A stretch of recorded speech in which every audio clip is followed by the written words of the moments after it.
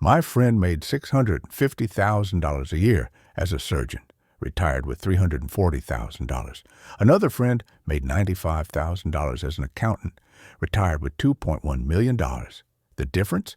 One asset that has nothing to do with income, stocks, or real estate. And you can't buy it.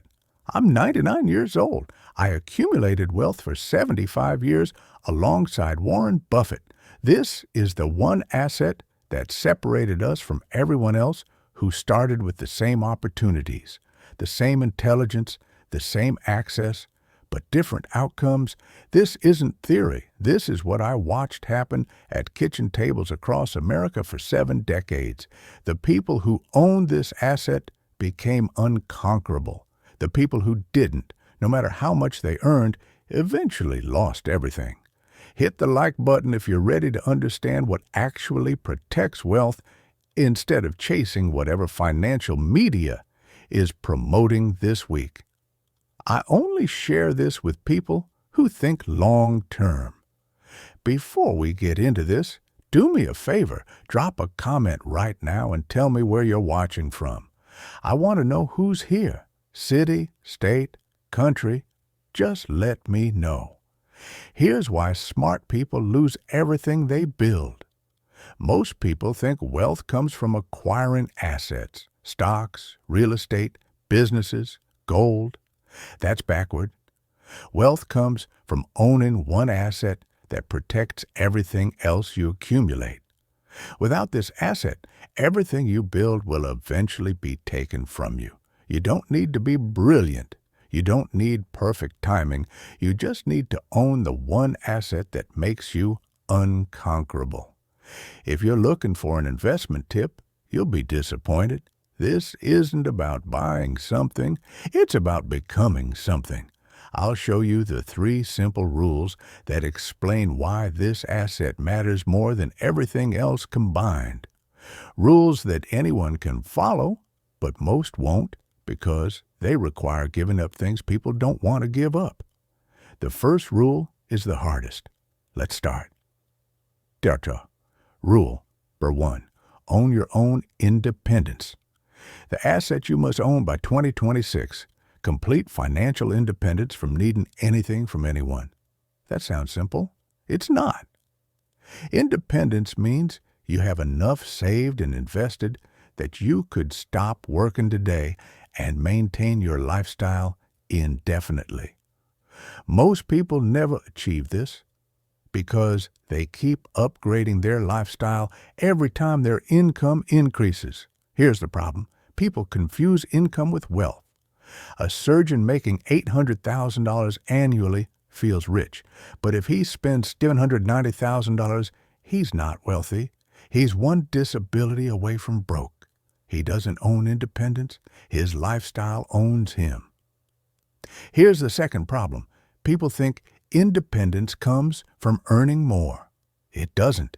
It comes from needing less. The person earning $80,000 and spending $50,000 has more independence than the person earning $800,000 and spending $790,000. The first person can survive on their savings. The second cannot. Let me tell you about a friend named David, orthopedic surgeon in Los Angeles. Started his practice in 1985 at age 32. By 1995, he was making $650,000 annually. Brilliant surgeon. Patients loved him. Other doctors respected him. He felt successful, but he spent everything. $2.8 million house in Beverly Hills with a $1.6 million mortgage, $12,000 monthly payment, 2 luxury cars, both leased, $2,400 monthly combined, private schools for 3 kids, $75,000 annually. Country club membership, $25,000 annually. Family vacations to Europe, $40,000 annually. His annual expenses were $620,000. After taxes, he was saving maybe $30,000 per year. He felt rich. He looked rich. His neighbors were movie executives and tech founders. He fit in. He belonged. His wife hosted dinner parties in their home. His kids played tennis at the club. He drove to the hospital in his Porsche. Life was perfect. At 45 in 1998, he developed severe arthritis in his hands. Started with minor tremors, then stiffness, then pain. Couldn't hold surgical instruments steadily. Made a mistake during a procedure, nothing fatal but close enough. He knew it was over. Couldn't operate anymore. His income dropped overnight from $650,000 to $85,000. His disability insurance maximum. The panic was immediate. He had no emergency fund. Everything was leveraged. The house, the cars, the lifestyle, all required his full income. 3 months later, he was trying to sell the house. The panic in his voice when he called me. "Charlie, I don't know what to do. The mortgage alone is $144,000 a year. My disability pays $85,000. I'm burning through savings just to cover the gap. I have maybe 8 months before I'm broke." I asked him, "How much do you have saved total?" $340,000. "David, you made $650,000 a year for 13 years. That's $8.45 million in gross income. Where did it go?" He was quiet. Then, "I don't know, Charlie. I really don't know." 6 months later, he'd sold both cars and bought used Hondas. His wife cried when they drove them home. "We look poor," she said. A year later, his kids were in public school. They begged him not to make them switch. "All our friends are at Brentwood Academy," his daughter said. He couldn't afford $75,000 a year anymore. 2 years later, he'd sold the house at a loss, bought for $2.8 million, sold for $2.3 million in a down market, and moved to a rental in the valley. His colleagues whispered, "Did you hear about David? Medical malpractice? Drugs?"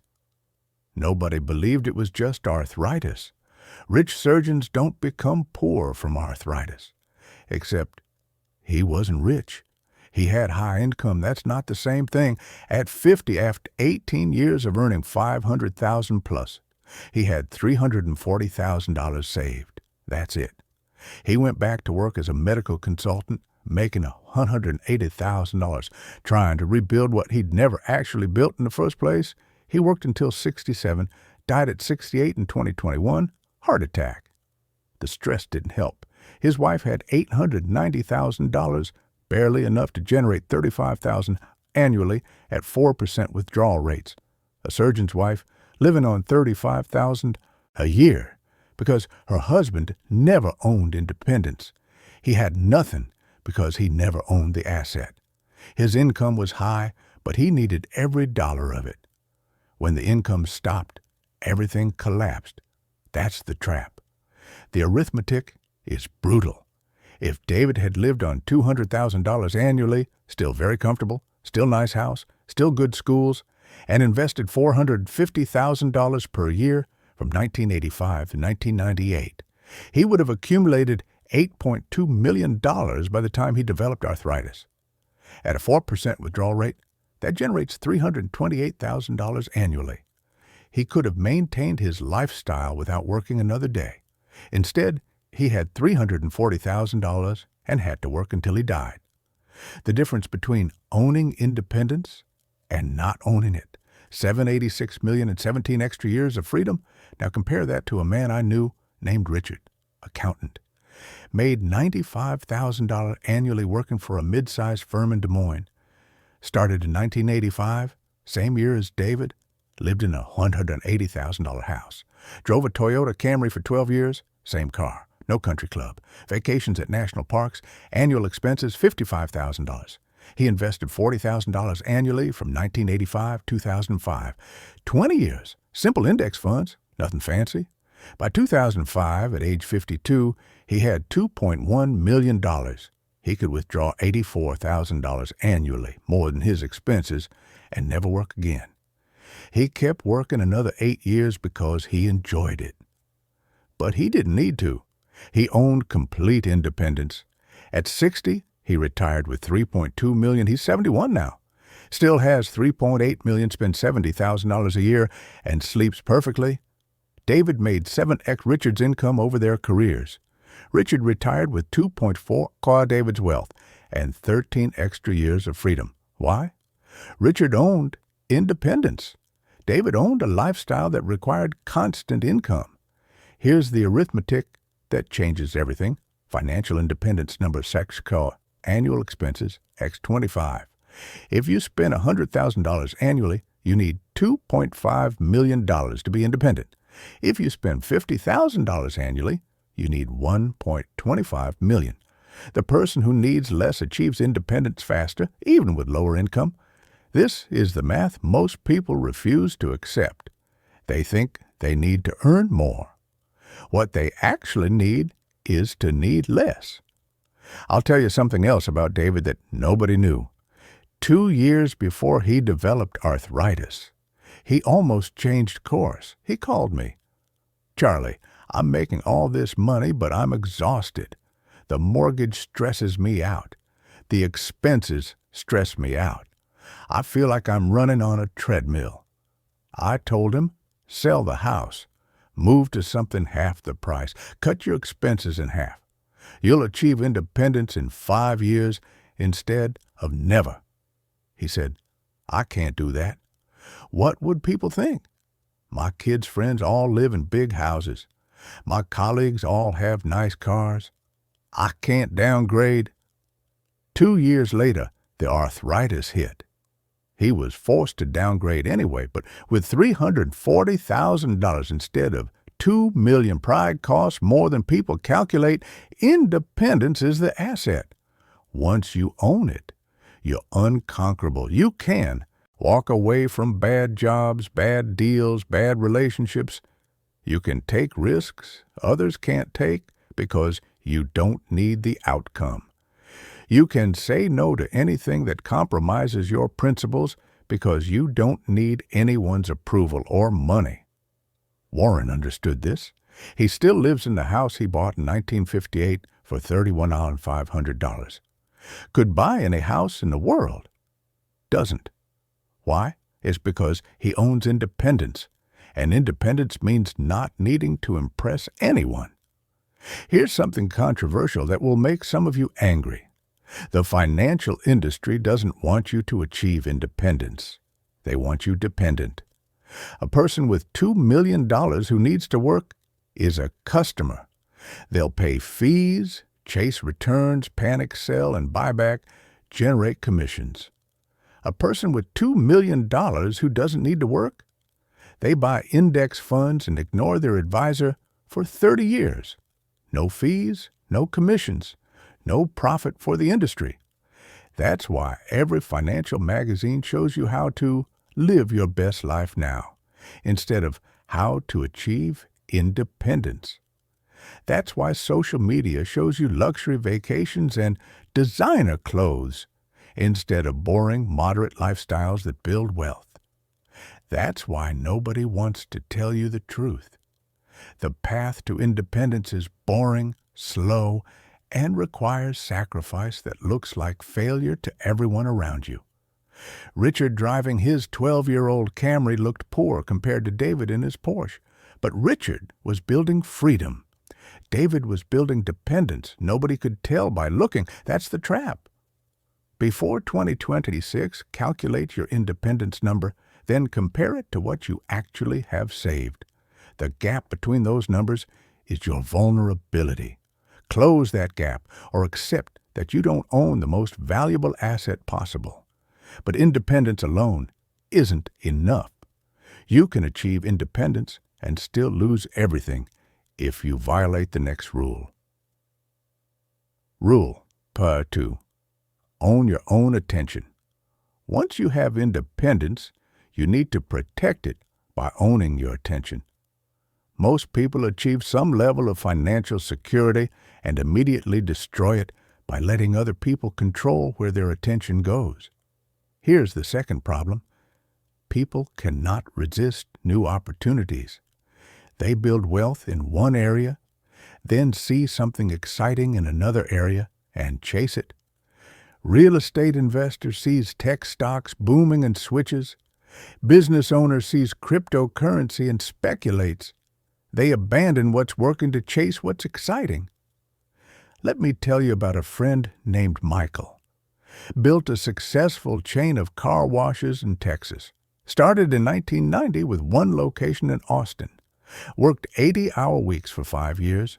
By 2005, he owned 12 locations, generating $4.8 million annually in profit.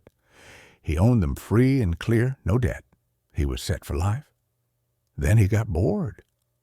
The car wash business wasn't exciting anymore. Same operations every day, same customers, same problems. He wanted something new.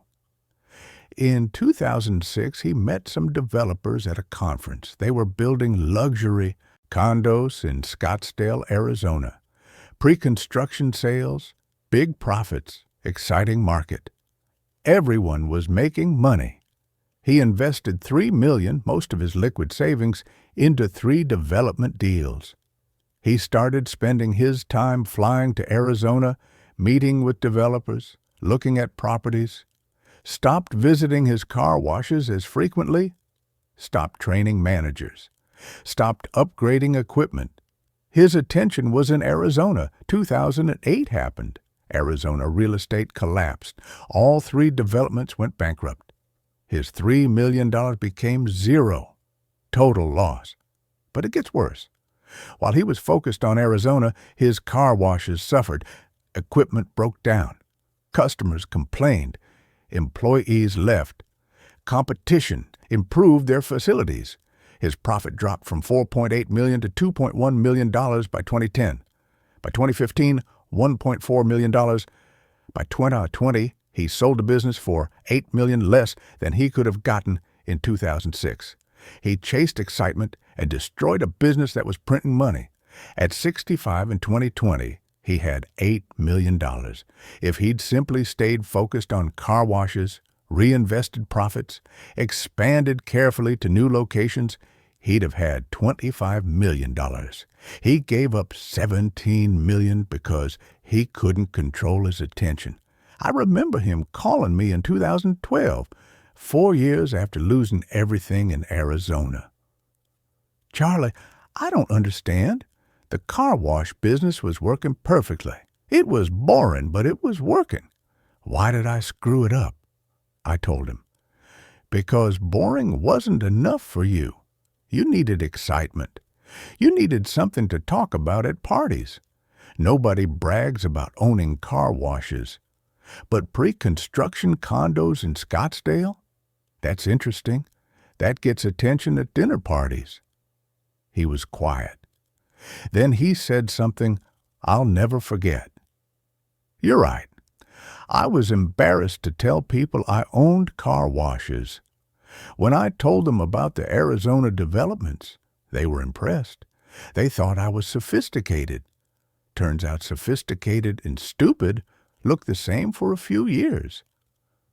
By the time he realized his mistake, it was too late. The car washes had deteriorated. One location had a major equipment failure that flooded the facility. $200,000 in repairs.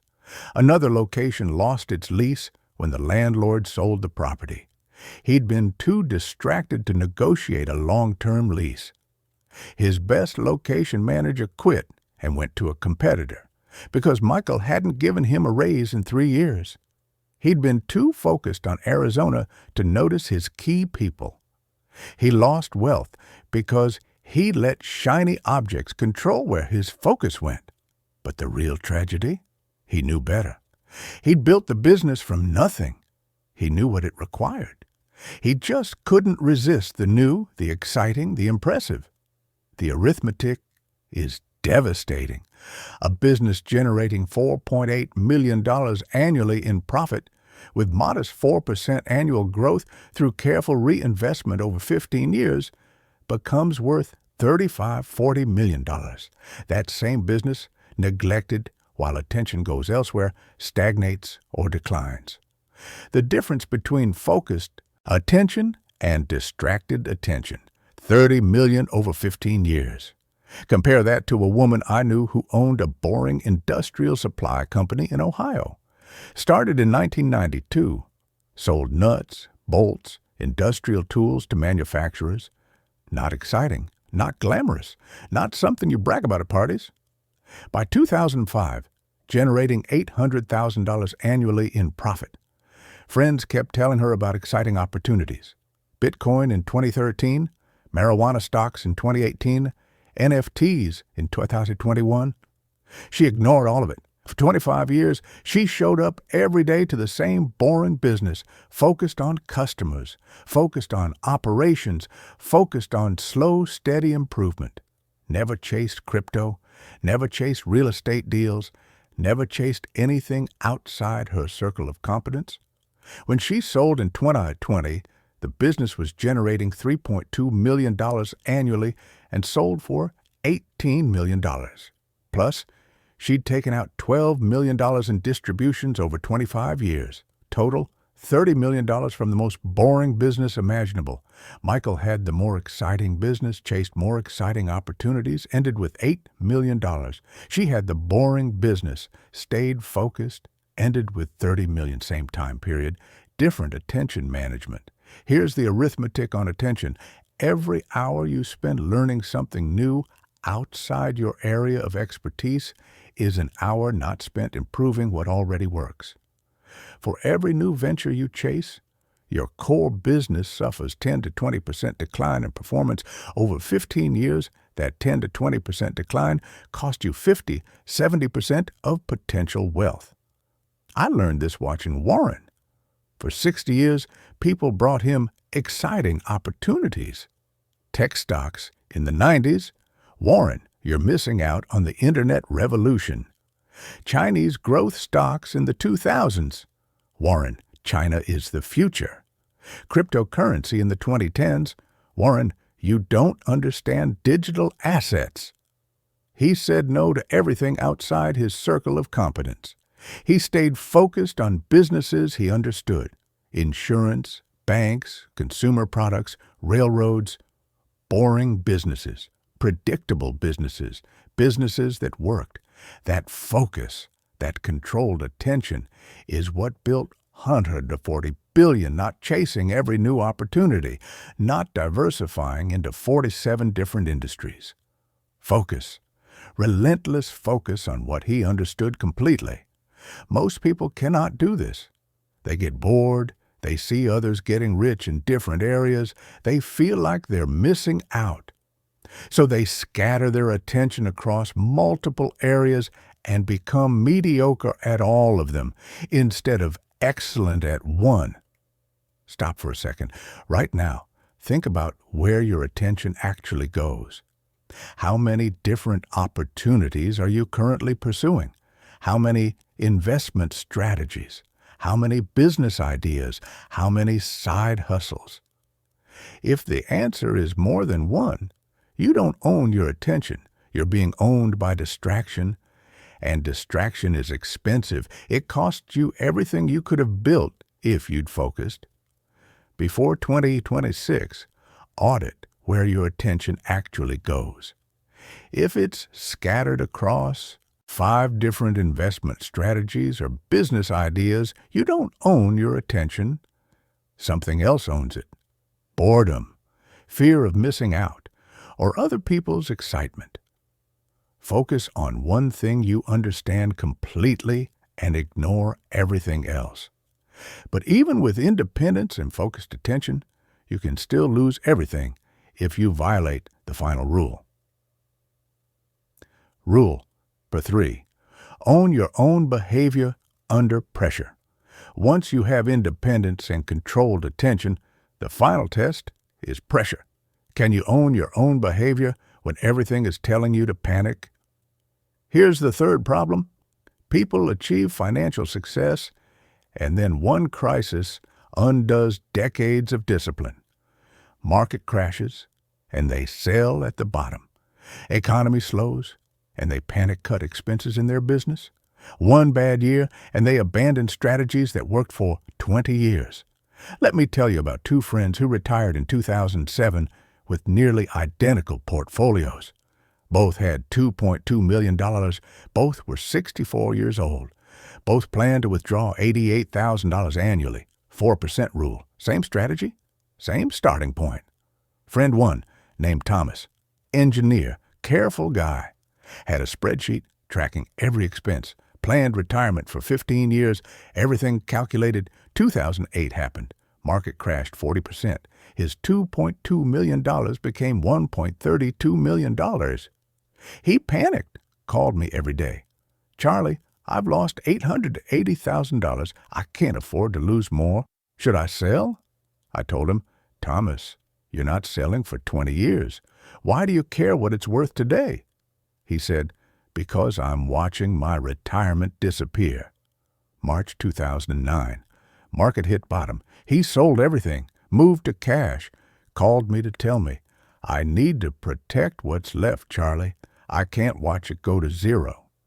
I said, Thomas, it's not going to zero. These are American businesses. They're not disappearing. He said, you don't understand. I'm 65. I don't have time to recover. I need to be safe. 3 months later, market was up 40% from the bottom. He called me.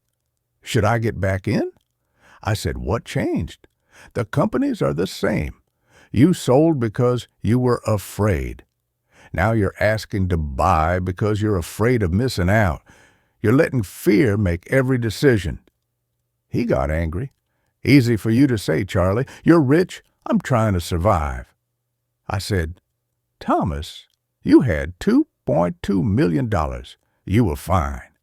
But you sold at the bottom because you couldn't own your behavior. Now you're worse off and you want to chase the recovery. You're going to end up buying high after selling low. This is how people destroy wealth. He waited, kept waiting. The market kept rising. By 2010, he still hadn't bought back in.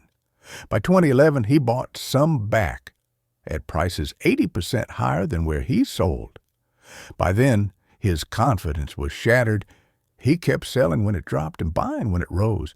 Perfect formula for destroying wealth.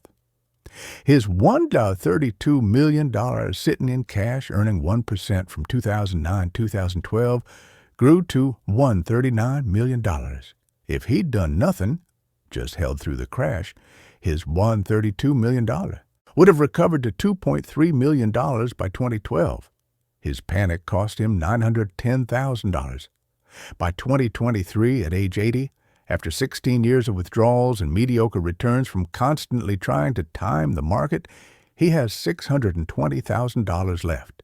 He's cutting spending, eats at home every meal, canceled his internet to save $60 a month, stressed constantly about running out of money, all because he couldn't own his behavior under pressure in 2008, 2009. Friend 2, named Patricia, teacher, retired same year, same portfolio, same plan. 2008 happened, same crash, same $1.32 million in March 2009. She was terrified, called me crying. Charlie, I've lost 40%. Should I sell? I told her, what's your timeline? When do you need this money? She said, I'm 64. I'll probably live to 90. So 26 years? I said, then why do you care what it's worth today? You're not selling for 26 years. The companies you own, Coca-Cola, Johnson & Johnson, Procter & Gamble, are they still selling products? She said, yes. Are people still drinking Coke? Yes. Then the stock price is temporarily wrong. The business is fine. Do nothing. Don't even look at your statements. She was quiet for a long time.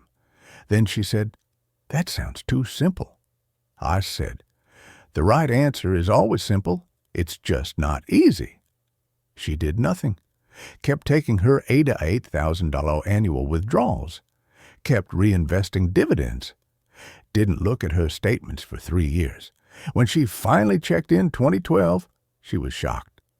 Charlie, I have more money now than I started with in 2007. By 2023, at age 80, she has $3.1 million. Same starting point as Thomas. She has 5x more wealth because she owned her behavior under pressure. The arithmetic is brutal.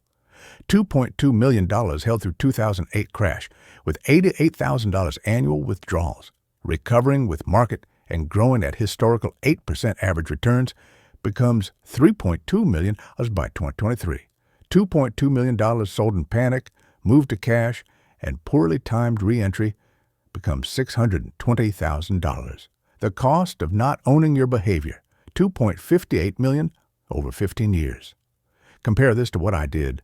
I started investing seriously in my 30s. I've lived through the 1973-74 crash, down 48%, 1987 crash, down 34%, 2002 crash, down 49%, 2008 crash, down 57%, 2020 crash, down 34%. 5 major crashes in 50 years. I never sold in panic, not once. In fact, I bought more during every crash. Why? Because I owned my behavior. I knew the arithmetic.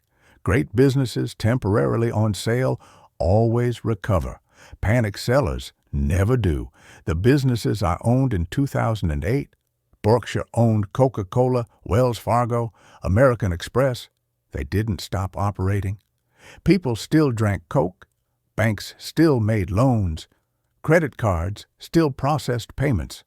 The stock prices crashed, but the businesses kept running. 5 years later, everything had recovered, and then some. Most people cannot separate temporary stock price from permanent business value. When stocks drop 40%, they feel 40% poorer and panic. But if you own good businesses with no debt, a stock price drop is meaningless unless you're forced to sell. And if you have true independence, rule number 1, you're never forced to sell. Here's what I told Patricia that I've told hundreds of people over 70 years. Owning your behavior means doing nothing when doing something feels urgent. It means sitting still when every instinct screams to act. It means trusting arithmetic over emotion. The arithmetic on behavior over a lifetime is devastating. Over a 40-year investing career, you'll face 5 to 7 major crashes. If you panic sell during even one of them and miss the recovery, you'll reduce your lifetime returns from 8-10% annually to 3-5% annually. That difference on a $1 million portfolio over 40 years is the difference between $21 million and $4 million. One panic decision costs you $17 million. Before 2026, decide right now. What will you do in the next crash? Because there will be one. 2026, 2027, 2028, I don't know when, but it's coming.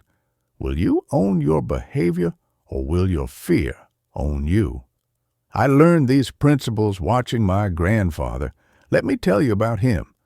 My grandfather started with nothing in the 1920s, worked as a machinist in Omaha, made $45 a week, saved every extra dollar, lived in a tiny apartment, drove the same car for 18 years. By the 1950s, he'd accumulated $50,000, a significant sum at the time, equivalent to maybe $500,000 today. He achieved independence early because he needed almost nothing. I remember sitting in his kitchen in 1965. I was 41, already successful as a lawyer. He was 78. He said, "Charlie, the asset that matters most isn't in your portfolio. It's in your character. Can you remain independent when everyone wants you dependent? Can you stay focused when everyone's distracted? Can you control your behavior when everyone's panicking?" I didn't fully understand then. I do now. He lived through the Great Depression, watched neighbors lose everything, homes, savings, businesses. He didn't lose anything, not because he was smarter, because he owned the 3 assets: independence, low needs, attention, focused on his work, and behavior, never panicked. I asked him once, "How did you not panic in 1932 when banks were failing and people were jumping out of windows?" He said, "Because I didn't owe anybody anything. I didn't need anybody's approval. And I knew that America would recover eventually. When you own yourself completely, there's nothing to panic about." My mother remembered his advice because he repeated it constantly. "Own yourself, Charlie. Don't let circumstances own you. Don't let opportunities distract you. Don't let fear control you. Let me make this simple. Here's the one asset you must own by 2026. Complete ownership of yourself. That means 3 things: independence, enough saved that you could stop working tomorrow and maintain your lifestyle. If you can't do that, you don't own yourself. Your job owns you. Your boss owns you. Your clients own you. You're a slave to your income, even if the cage is comfortable. Attention. Focused on one thing you understand completely, ignoring everything else. If you're chasing multiple opportunities, you don't own your attention. Distraction owns you. FOMO owns you. Other people's excitement owns you. Behavior. The ability to do nothing when everyone's panicking or do something when everyone's paralyzed. If fear controls your decisions, you don't own your behavior. Emotion owns you. The crowd owns you. These are not complicated rules, but almost nobody follows them because they require sacrifice. Independence requires living below your means for years. Focused attention requires saying no to exciting opportunities. Controlled behavior requires sitting still when every instinct screams to act. Here's your challenge. Before 2026 ends, ask yourself 3 questions. Question 1. If I lost my income tomorrow, how long could I maintain my lifestyle? If it's less than 10 years, you don't own independence yet. Calculate your number. Annual expenses times 25. That's your target. Close the gap. Question 2. What am I the world's expert on? What do I understand better than 99% of people? Focus everything there. Everything else is distraction. If you can't answer this question, you're still searching. Keep searching, but stop diversifying until you find it. Question 3. What will I do in the next market crash? Decide now. When you're calm, write it down. Sign it. Date it. When panic comes, and it will, follow what you wrote. Don't think. Don't reconsider. Just follow your calm mind instructions. I'm 9 out of 9 years old. I have maybe a year left, maybe less. I'm telling you this because I've watched hundreds of people accumulate wealth over 70 years. The ones who kept it owned themselves. The ones who lost it were owned by their circumstances, their distractions, or their emotions. The asset you need isn't traded on any exchange. You can't buy it with money. You can only build it through years of discipline. But once you own it, you're unconquerable. No market crash can break you because you own your behavior. No opportunity can distract you because you own your attention. No job can control you because you own your independence. Own yourself completely, or someone else will own you. That's the choice. Make it before 2026 ends. Let me tell you one final story that shows what happens when you don't own all 3 assets. I knew a man, brilliant investor, made a fortune in real estate in the 1980s and 90s. By 2000, at age 55, he had $12 million. Financial independence? Check. He could live on $480,000 a year forever at 4% withdrawals. But he didn't own his attention. Got involved in tech startups during the dot-com boom, then hedge funds, then private equity. Scattered his focus across a dozen different investments. His core real estate business suffered. By 2008, his $12 million was $8 million, and he didn't own his behavior. When 2008 crashed, he panicked, sold everything, moved to cash, missed the recovery. By 2015, he had $6 million, still rich by most standards, but he'd lost half his wealth through distraction and panic. He died in 2020 at age 75. His kids inherited $5.2 million. He'd started with $12 million in 2000. 20 years later, less than half remained. Not because he didn't have independence. He did. But he didn't own his attention or his behavior. 2 out of 3 isn't enough. Compare that to Warren. Started building wealth in his 30s, now 94 with over $140 billion. He owns all 3. Independence, never needed approval. Attention, focused on what he understood. Behavior, never panicked. The difference between 5 million and 140 billion isn't intelligence. It's ownership. Complete ownership of yourself. Here's what most people don't understand. These 3 assets compound on each other. Independence gives you the freedom to focus your attention without desperation. Focused attention builds wealth faster, which strengthens your independence. And when you have both, you can own your behavior during crises because you're not forced to act. But if you're missing even one, the whole system collapses. Independence without focused attention, you scatter yourself across opportunities and destroy wealth. Focused attention without independence, you're forced to abandon your focus when crises hit. Independence and attention without controlled behavior, one panic decision undoes decades of discipline. You need all 3, not 2, all 3. Now, if you want more brutal honesty about wealth, timeless principles that actually work instead of get-rich-quick garbage, subscribe to this channel. We don't promise easy. We don't promise fast.